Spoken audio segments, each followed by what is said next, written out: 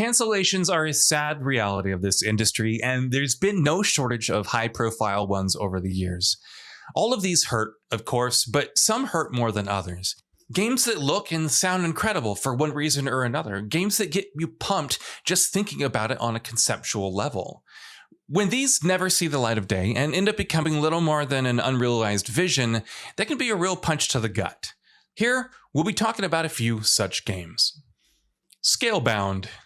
SCALEBOUND is easily one of the most high-profile video game cancellations in recent memory.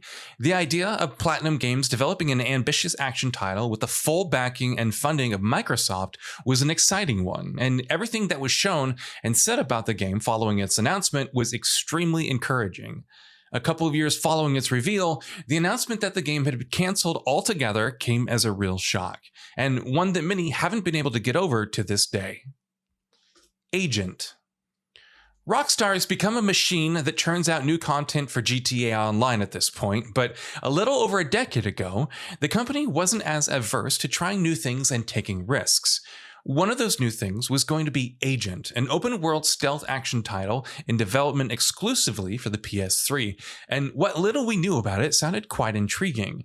Set during the Cold War in the late 1970s, Agent would, in Rockstar's own words, take players into the world of counterintelligence, espionage, and political assassinations. Understandably, people were excited, but as time passed, it felt like Rockstar simply forgot Agent even existed. Based on their radio silence about the project, and a few years onward, it had become pretty clear that the game would never exist. Star Wars 1313. There's a massive list of canceled Star Wars games that could dominate this entire feature all by itself, but of all the exciting games based on the property that have been canceled over the years, and there have been many, one of the ones that stings the most is Star Wars 1313. Promising Uncharted-style cinematic action set in a Star Wars universe with players playing as a bounty hunter, Star Wars 1313 blew the masses away with its very first showing at E3 in 2012. Of course, nothing went right for the game after that. Its troubled development and Disney's acquisition of Lucasfilm put together made its production way too turbulent, and ultimately, sadly, the project ended up getting canned. Project RAGTAG. Here's another Star Wars game cancellation that people can't stop hurting over today. Beloved Dead Space studio Visceral Games was at work on a single-player action-adventure Star Wars title led by Uncharted creator Amy Hennig. How could anybody not be excited? Development on the game continued for several years, but clearly there were bumps in the road. By 2017, EA had made the decision that the project wasn't coming together the way that they had hoped, and ended up not only canceling RAGTAG, but shutting down Visceral Games altogether. One of those by itself would have been a massive bummer, but put together, they made for the worst news possible. Star Wars Battle of the Sith Lords. Let's stick with Star Wars for just a little bit longer, but for this game, let's go back a little bit further. Star Wars Battle of the Sith Lords may not have grabbed as many headlines as the other two Star Wars games we've spoken of here, but it had a fascinating premise. Players would play as Darth Maul, or a clone of Darth Maul as a later version of the story envisioned, with gameplay focusing much more on stealth and lightsaber combat being much more visceral and even involving decapitations. But like 1313, Disney's acquisition of Lucasfilm proved to come at the worst possible time for this project, which ended up getting canceled during the process.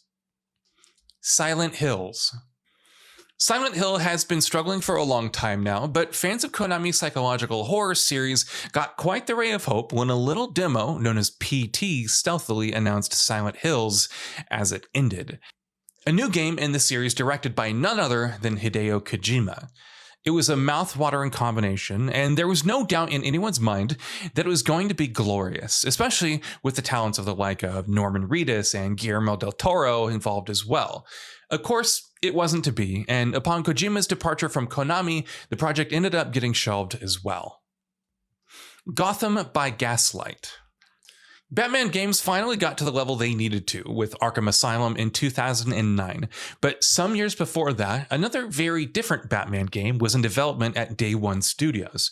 Based on the one comic Gotham by Gaslight, the game would have seen Batman in an 1889 version of Gotham City, relying on old-time techniques and technology to take out criminals, and, if the game had followed the source material, go up against Jack the Ripper.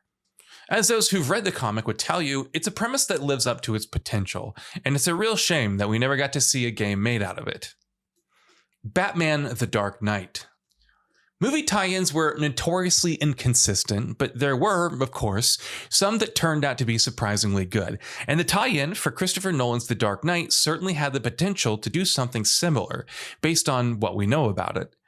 It was in development at Pandemic, it was going to feature the movie's entire cast, and, more importantly, would have been a fully open-world stealth action game, with players freely able to explore all of Gotham City, whether on foot or in the Batmobile or the Batpod.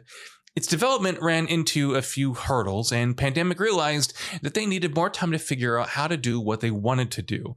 But rather than delaying the game past the film's release date, EA decided to cancel the project altogether. Prey 2. Prey 2's tortured development and eventual cancellation still gets talked about, and it's not hard to understand why. Everything that Human Head Studios and Bethesda said about the game during its development seemed encouraging, and early information suggested that the game would be a worthy sequel to the first solid entry in this series. Its ugly, messy cancellation has been a major point of debate and controversy for years at this point, as has been the fact that the game Bethesda ultimately chose to reboot Prey with wasn't exactly what fans of the original game had hoped the next game would be, even though Arcane's reboot was, of course, spectacular, if in a very different way. Titan. Blizzard Entertainment was the king of the MMORPG genre during the late 2000s, but at the time, the company had plans to expand even further and dominate the space even more. A sci-fi MMORPG codenamed Titan was in development at the company for a while, and apparently, based on what they maintained for quite some time, it was coming along quite well. Clearly, though, the game didn't take shape the way Blizzard would have wanted, and ended up getting cancelled a few years down the line. The project that would go on to become Overwatch rose from Titan's ashes, but the MMORPG that it was supposed to be will never exist. StarCraft Ghost. Here's another major Blizzard game, and one that looked pretty exciting at that never saw the light of day. Set in the StarCraft universe, but promising a very different kind of gameplay experience, StarCraft Ghost, which was first formally announced in 2002, was going to be a third-person shooter.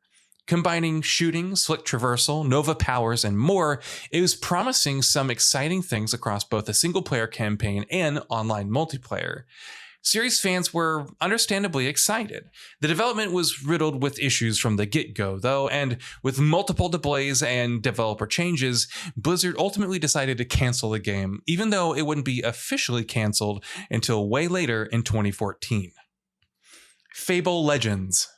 Fable Legends was being made to sound like a fascinating blend of role-playing, social interactions, and strategy, and series fans were definitely interested to see how it would shape up. Of course, it didn't shape up at all, and in 2016, Microsoft announced that Fable Legends and Lionhead Studios as a whole had both been shut down. Mega Man Universe. Imagine a Mario Maker game, but for Mega Man. And that's basically what Mega Man Universe was. And if that sounds exciting, well, that's because it was. It could have been excellent. It would have allowed players to create their own Mega Man levels and characters. If handled right, that kind of concept could have made for an excellent game. Of course, it wasn't handled right, and barely a year into its production, the game was canceled. Here's hoping Capcom one day decides to go back to that concept, because there was a lot of potential there. LMNO. It feels appropriate to close things off with yet another promising game canceled by EA. The ridiculously named LMNO was going to be a first-person action RPG involving everything from aliens to hand-to-hand combat to parkour and player choice. With Arcane Studios leading the project and even Steven Spielberg involved, it certainly had some incredible talent backing it. But even with all of its fascinating ideas and talent working on it, it just wasn't to be. Several years after the game was first announced, it was officially announced as canceled in 2010. And that brings us to the end of this video. A quick request before we conclude, we upload new videos every single day, and if you like what we're doing, please consider subscribing. It really helps us out. Also, don't forget to enable all your notifications by clicking the bell icon so that you can receive daily video updates. Thanks for watching.